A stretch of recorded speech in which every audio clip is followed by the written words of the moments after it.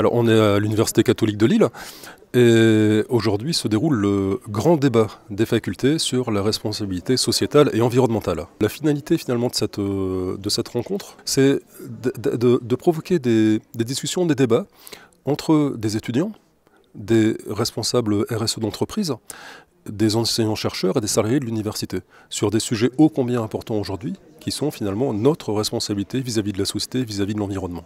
Alors il va y avoir 8 entre guillemets apporteurs de problématiques, 8 intervenants qui vont mettre sur la table 8 sujets. Je ne vais pas forcément énumérer les 8 sujets, mais parmi les entreprises, il y a 4 entreprises, Vivendi, Adecco, Sodexo, Leroy Merlin. Il y a 2 associations de l'Institut catholique de Lille qui sont parties prenantes de tout ça et qui sont même parties prenantes de l'organisation. C'est le Caribou d'Espol et Printemps solidaire de la fac de droit. Et puis 4 enseignants-chercheurs par ailleurs des différentes facultés. En cette année 2023, dédiée à l'engagement pour notre université, ce grand débat s'inscrit dans le projet Vision 2030 de l'Institut catholique de Lille. Ce grand débat est le fruit d'un travail collaboratif porté par les enseignants et les étudiants.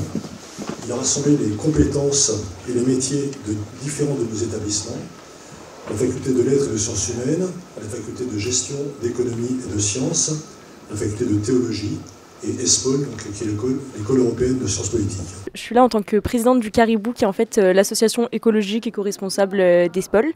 Et du coup, j'ai aidé à l'organisation un petit peu de cet événement, principalement au niveau de la communication, au niveau des étudiants, et avec un des intervenants, donc Nicolas Cordu, qui interviendra sur le sujet de la RSE et de l'avenir des entreprises.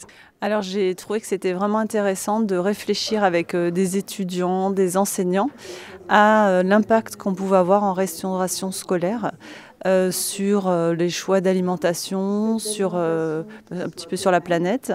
Et en fait, dans la restauration scolaire, en France, on sert 1,1 milliard de repas par an.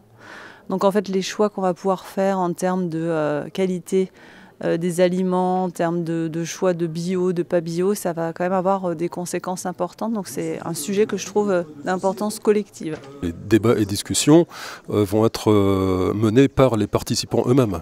Donc il y a 8 personnes, des étudiants, les entreprises, les anciens chercheurs qui vont apporter sur la table des sujets de discussion, voilà, sur des sujets qui les intéressent, dont ils ont besoin dans leur réflexion.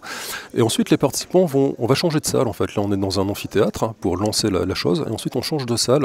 On monte 2 étages plus haut dans une salle consacrée aux ateliers. Donc, les participants se regrouperont par table de discussion autour des intervenants pour, pendant 3 quarts d'heure, 1 heure, débattre, discuter du sujet qu'ils ont choisi de discuter. Voilà. Et ensuite, tout le monde redescend ici, et un rapporteur par table va nous faire une synthèse de ce qui a été débattu sur chacune des tables.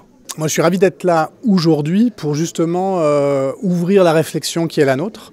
Je ne viens pas amener un sujet de la RSE en tant que tel, mais je viens amener un tout nouveau développement que l'on a annoncé chez Vivendi en juin 2022. C'est que nous créons une fondation, la Fondation Vivendi, qui aura pour objet principal l'accès à la culture sur l'ensemble du champ de l'accès à la culture, que ce soit l'accès aux œuvres, la médiation culturelle, l'accès à la pratique culturelle ou l'accès au métier de la culture. Et je suis ravi d'ouvrir la réflexion avec les étudiants, avec les chercheurs et chercheuses de l'université pour identifier le sujet d'importance sur lesquels une entreprise comme Vivendi peut être encore plus attendue et avoir encore plus d'impact et contribuer encore plus. J'espère quelque chose qui sera dans un premier temps à la portée de tous, mais j'attends aussi une vision un petit peu critique sur tout ça. Parce que c'est vrai que la RSE, alors c'est une politique qui est extrêmement intéressante et qui est très importante, mais qui est souvent accusée de greenwashing notamment. Et du coup, j'attends une vision assez critique par rapport à ça, parce que ça m'intéresse particulièrement de connaître la vision des professionnels et des entrepreneurs sur ce sujet-là. En fait, j'ai été sollicitée par Benoît qui m'a invitée à venir participer à une forme de débat original. Sur un sujet qui me tient à cœur, en l'occurrence la RSE. Et je lui ai proposé un thème. J'ai effectivement constaté depuis quelques mois que le rôle des directeurs RSE était de plus en plus contraint par le reporting extra-financier. et qu'il devait y passer beaucoup de temps, beaucoup d'énergie, que les normes étaient multiples.